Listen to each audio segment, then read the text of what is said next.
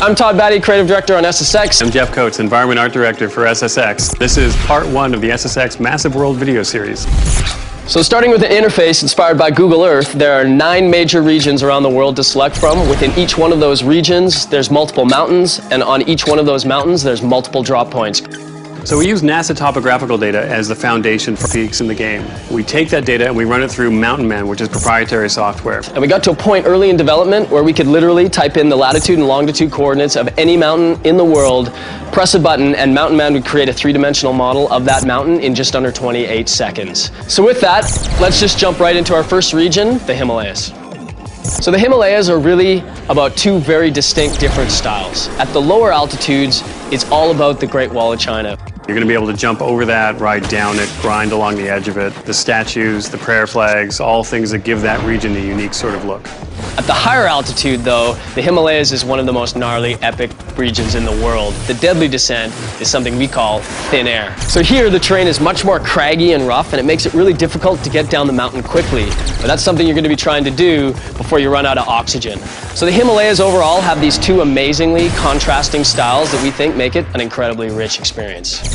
Our next region is Alaska. And you know, when we look at Alaska, definitely one of the most iconic landmarks even in the world is the Alaskan Pipeline. So we thought it'd be really cool to build a gigantic SSX version of the Alaskan Pipeline that you could ride and grind on top of these huge pipes. So in Alaska, you start by going down these crazy ridge lines that open out into this valley, and there you see the Alaskan Pipeline. Now you can get up on the pipeline, ride down it, avoid avalanches, jump off and get back on again. Takes you all the way down through the valley down to the finish line.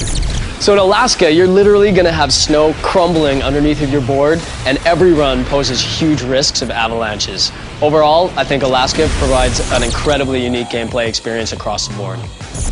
So next up, we have Siberia. You know, Siberia stands in stark contrast to the Himalayas and to Alaska. Definitely one of our darker environments.